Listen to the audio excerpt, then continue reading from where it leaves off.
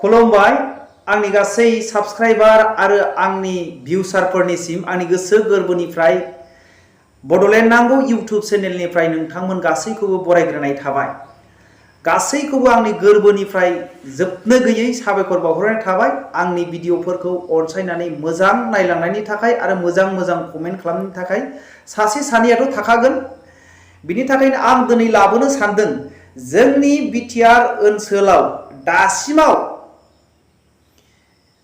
हाग्रामा महिलारिनि पावारा बांसिन ना प्रमद बर'नि पावारा बांसिन?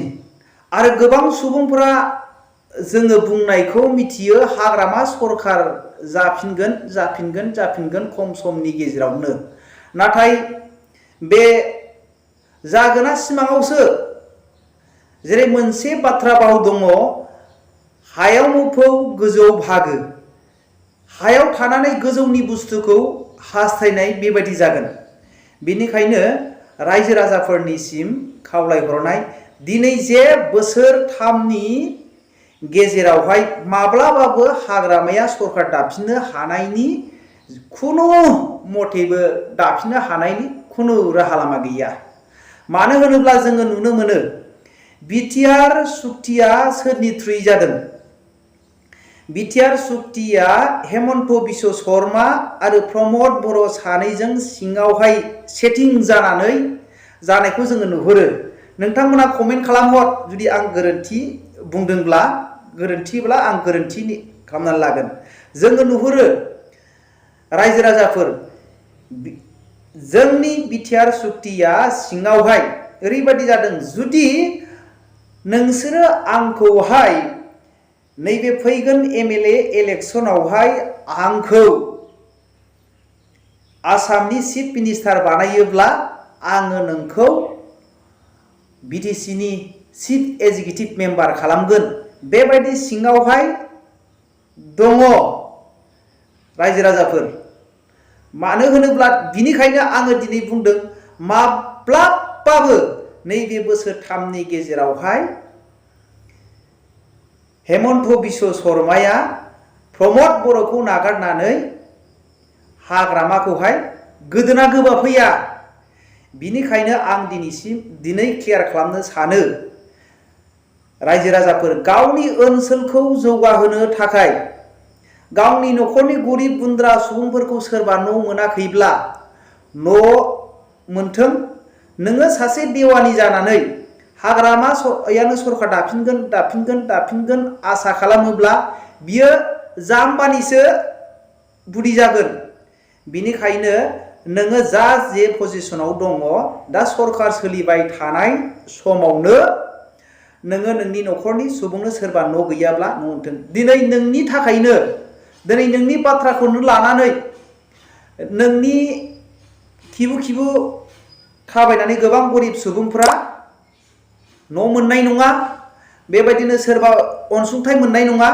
बेनिखायनो बे बोसोरथामनि गेजेरावहाय जे हाग्रामानि सापर्टारनि मानसि दङब्लाबो इउपिपिएल हानजाजों गावनि ओनसोलखौ जौगाहोनायाव आरो गावनि जे गरिब गुन्द्रा न'खरफ्रा जेन' न' गैयैफ्रा न' मोनथों। बेनिखायनो बे बोसोरथामनि गेजेराव रावबो राजनिति खालामनानै लाब गैया। इउपिपिएल आरो बिपिएफ होननानै लाब गैया। दा गोबां एक्टिभ वार्कारफ्रा फिसा फिसौ बाथाफोरनि बाथ्राफोरखौ लानानै लाब गैया। रायजो राजाफोर, बेबायदिनो चेयारमेन मेम्बारफोरजोंहाय बेबायदिनो मोजां करेसपन्डेन्स लालायनानै नोंथांमोननि नांगौफोरखौ सुफुंनानै ला। दिनैहाय रायजो राजाफ्रा बयबो नुखाबाय, मोनसे बाथ्रा भाव दं, एखे 11 होननानै बाथ्रा भाव बुङो। हाग्रामायाबो सै आरो प्रमद बर'आबो एखे 11 खासै रायजो राजाफोर। बिनिखायनो सानैबो एखे खासै। रावबोनि सिमाङाव दासान इउपिपिएलखौ नागारनानै बिजेपिया बिपिएफखौहाय लानानै सरखार दाफिनगोन होननानै रावबो दासान रायजो राजाफोर। बिनिखायनो गोबां दिनैहाय फिसा फिसौ गावनि लामाजों हाबनाय हाब्रु दैब्रु थाबायजायै हाग्रा बंग्रा बेफोरबायदि लामा दङ बेफोरखौ फोसाबनानै लानो बबेबा जाम्फैफोर दङ सुङा बानायनानै लानो खालभार्ट फिसा फिसा बानायनानै लानो बेफोर सुबिदानिफ्राय जेन बन्सित जाया गोजान जानो गोनां जाया दा सरकारजोंहाय थानानै फिसा फिसौ मानसिफ्रा खामानिखौ मावदो गाव गावनि ओनसोलखौ जौगाहोनायनि थाखाय आङो दिनैदि बुङाखै बियो इउपिपिएलनि सापर्टार गोनलै साला होननानै बुंनो हागौ मानसिफ्रा नाथाय आङो इउपिपिएलनि बेनिफिटनिबो थाखाय बुङाखै आरो आङो बिपिएफनिबो आङो खहानि थाखाय बुङाखै दिनैहाय जुदि हाग्रामाया गावनि मेनारखौहाय जुदि थिग लाखियोमोनब्ला बै समावहाय बिश्वजित दैमारिमोनखौ जुदि मोजां बानजायनानै दोननो हालायोमोनब्ला हाग्रामाया गावनिल' खोथा अखं खङा जुदि जायामोनब्ला बिथाङा दिनै बे दिनखौ नायनो गोनां जायामोन 17था सिट मोनदों रायजो राजाफोर खम सम नङा इउपिपिएलआ 12थाल' सिट लानानै दिनै बिजेपिआ 9था सिट गासै 19था आरो जेएसपिखौ लानानै मोनसे आरो इन्डिपेन्डेन्सफोरखौ लानानैसो दिनै सरकार दादों नाथाय दिनै बे 17 जन केन्डिडेटआ दिदोमै थाबाय थायोमोनब्ला हाखु दाखु बिथांमोनहा बेबायदिनो सिलायनानै जुदि जालायनाय जायामोनब्ला जेरै हाबायावहाय बेबायदिनो सैमाफोरनो ओंखाम खालाय गारनानै होयोब्ला सैमाफ्रा जेरै सिलायलायो बेबायदि सिलायलायनाय जुदि बायदि जायामोनब्ला दिनै आङो सैमा बाहायाखै आं एग्जाम्पल हिसाबैसो बुंदों जुदि हाग्रामाया दिदोमै थानानै नेनानै मावजि बायदि जुदि एन्जर जमनानै बायदि थायोमोनब्ला सिरि स्राय गोबां बेबायदिनो लब लालसाफोर थाखा फैसा जुदि दिन्थिनानै जुदि स्रि स्राय थायोमोनब्ला दिनैहाय सिमां दङमोन रायजो राजाफोर दिनै आरो मात्र हाग्रामाजों 12 जनल' दंमोन 17 जन साबायानो गुलाब गालांखाबाय बिनिखायनो माब्लाबाबो सिमाङावहाय हाग्रामाया बिटिसिआवहाय सरकार दाफिननो हानायनि खुनु सक्ति गैया दिनैहाय नाहरदो बिथांनि सक्तिया दिनैहाय इउपिपिएल सरकारा दानाय लोगो लोगोनो दिनैहाय उफ्रा बिसायख'थि जादों एमएलएनि 28 नं गसाइगाव समस्तियावहाय रुंसारि माजेन्द्र एमएलएआ देरहानानै दंमोन बिथाङा थायोमोनब्ला सिमाङावबो जिरन बसुमतारीमोन बायदिया देरहानायनि खुनु माबा गैयामोन मानो होनोब्ला दिनैहाय हाग्रामा महिलारीजोंहाय बिपिएफखौ मोजां मोनग्रा मानसिफ्रा मोनजानाय आरो सापर्टार मानसिया बर'फोरजोंहाय हाग्रामा महिलारीजोंहाय 30% दङ 30% दं आरो 30% जों लोगोसे दिनैहाय गोबां रुंसारि माजेन बिथाङा बर'नि ओनसोलावहाय खामानि मावाखैब्लाबो दिनै गोबां मुस्लिम जायगायावहाय बिथाङा खामानि मावदों न'खर न'खर सोरबा दैखर गैया सोरबा टिपकल गैया बिसोरनो टिपकल होदों बेबायदिनो फिसा फिसौ लामा गैया फिसा फिसौ लामाफोरावनो सेन्ट्रेबल बानायनानै होदों बिथाङा मुस्लिम एरियायाव गावनि फिउचारखौ नायनानै मोजां मावहैदों बर' एरियायावहाय बांद्राय डेभेलप जायाखै बेनि थाखायनो 70-30 जादों खालि बर'आ प्रमद बर' पार्टिया बड'लेण्ड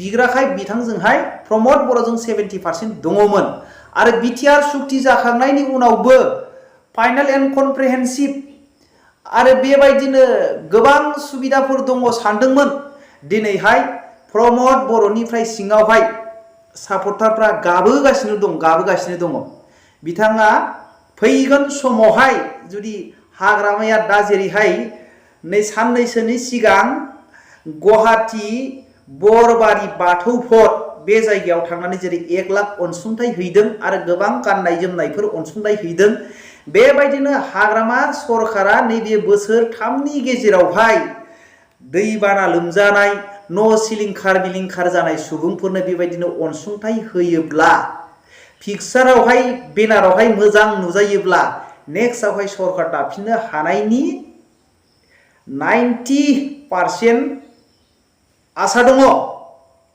जुदि दिनैहाय प्रमद बर'आ गोबां गिदिर गिदिर बाथ्रा बुंनानै लाबोदों, नाथाय बे बाथ्राफोरखौहाय दिनैहाय मावफुङाब्ला बिपद दं। आरो बिथांनि जे हानजायाव थानाय वुमेन्स विंस पार्टीनि दैदेनगिरि बिना गयारियाबो दाबो बुंलागासिनो दङ। थांनाय टिपकायावहाय बेबायदिनो वुमेन्स विंसनि माखासे कमिटि दानानै होनायाव आरो माखासे इयुथफोरनि माखासे दानानै होनायाव बिथांमोनहा बुंदों गासै न'आव थांनानै सोरबाया अनसुंथाइ मोनाखैब्ला बिसोरनो अनसुंथाइ राननानै होगोन, सोरबा न' गैयाब्ला न' होनाय जागोन होननानै, जुदि नोंथांमोनहा 5 बोसोरनि गेजेराव होनो हायाब्ला जोंनि सरकारखौ बोखार होननानै बिथांमोनहा बुंदों। बेबायदि बाथ्राफोरखौनो लानानै बिथांमोनहा दिनै बिपदआव दं। बेनिखायनो बिपिएफआव थानाय हानजानि सुबुंफ्रा दिनै बे भिडिअखौ नायदोंब्ला गोसोआव ला। आरो फिसा फिसा बाथा देवानिफोर रायजो राजाखौ आरो गरिब सुबुंफोरखौ आन्दायहोनो नाङा। नैबे बोसोरथामनि गेजेरावहाय बयबो अनसुंथाइ मोननांगौ, अनसुंथाइ मोनथों। आदा खावनिया गियानखौ लानानै नैबे बोसोरथामनि गेजेरावनो सानसे साननैनि गेजेरावनो इउपिपिएल हानजाखौ नागारनानै बिजेपि हानजाया बिपिएफजों सरकार दागोनखौहाय नुहुरा। मानो होनोब्ला दिनैहाय हाग्रामाजों लोगोसे 12 जनल' केन्डिडेट दंखासै। जुदि थायोमोनब्ला आसा दङमोन, खालामनो हागौमोन। रेवरेवामोन बायदिया दिनैहाय इउपिपिएल सरकार दानाय लोगो लोगोनो बिजेपिआव थ्रोब हाबनानै थाहैदों।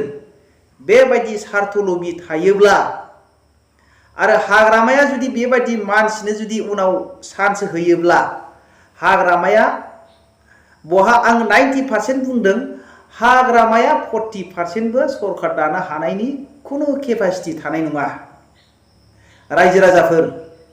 बिनिखायनो जोङो दा बोसोरथामनि गेजेराव नोंथां आरो नोंथांनि न'खरनि आरो नोंथांनि रायजो राजाफ्रा जेन'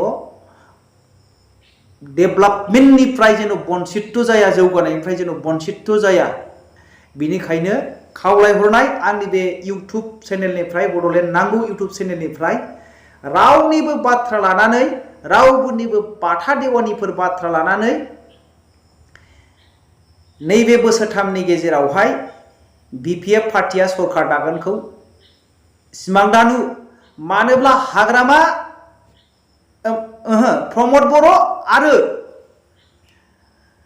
हेमन्त बिश्व शर्मा सानैजोंहाय सिङाव एग्रिमेन्ट दंखायो सरकार दानायनि। दिनैहाय जथेस्थ' सिङावहाय बारायगासिनो दङ। दिनैहाय जोङो गोबां जायगायावहाय बेरायनायावहाय गोबां सुबुंफोरनि रायज्लायनायखौ जोङो मिथिनो मोनो। हाग्रामाखौसो दिनैहाय गोसोखांनाय मानसिफ्रा फैदों। नाथाय सानैबो एखे 11खा रायजो राजाफोर। बिनिखायनो जों गासै रायजो राजाफोर रावजोंबो नांज्लाय खमज्लाय, बर'जों बर' नांज्लाय खमज्लाय जाया लाफैनो, बाथा देवानिफोरनि बाथ्राफोरखौ लायालासिनो जे सरकार दादों बेजोंहाय बे बोसोरथामनि गेजेरजोंहाय नोंथांनि जायगानि आरो नोंथांनि ओनसोलनि जौगानायनि खामानिखौ माव। मानसि बाथा देवानिफोरनि खोथाखौ लानानै दा गोजाव। जुदि गोजावोब्ला जेबायदि सिगांनि समावहाय गोबां दानो गोग्लैसोनानै जोंनि एरियायावहायनो गोग्लैसोनानै लामाफोर दङ। बेबायदिनो बबेबा जोङो दालां नांगौ, दालां जायाखै, बबेबा जायगायावहाय लामा खोजानांगौ, लामा खोजायाखै। बेनिखायनो बाथा देवानिफोरनि बाथ्राखौ दाला, जे हायो जेरैहाय मिलायनानै फिसा फिसौ खामानिब्लाबो माव ओनसोलफोरनि दावगानायनि थाखाय। बेखौनो आङो दिनै बुंनो सानदों। दिनैहाय प्रमद बर'आ पावार खमब्लाबो हेमन्त बिश्व शर्माखौ लानानै पावारा दिनै बारासिन प्रमद बर'हा। आरो दिनैहाय गावनि पार्टीनि मानसिफ्रानो थिग गैयैयावहाय हाग्रामाया दिनैनि गेजेरावहाय 20% पावार दं। रायजो राजाफोर 20% पावार दं। बिनि थाखायनो 20% जों थानो ना 80% जों थानो। बिनिखायनो रायजो राजाफोर दिनैहाय गावनि ओनसोलखौ डेभेलप खालामनाय आरो जौगानायनि मुङावहाय जे सरकार दं बेजों आङो थाजानो लुबैयो। आङो सोरबा इउपिपिएलआ डेभेलप जाथों बे बाथ्राखौ बुङाखै आरो बबेबा बिपिएफआ लस जालांथों आं बेबायदि बाथ्राखौ बुङाखै। एखे एखे 11खा।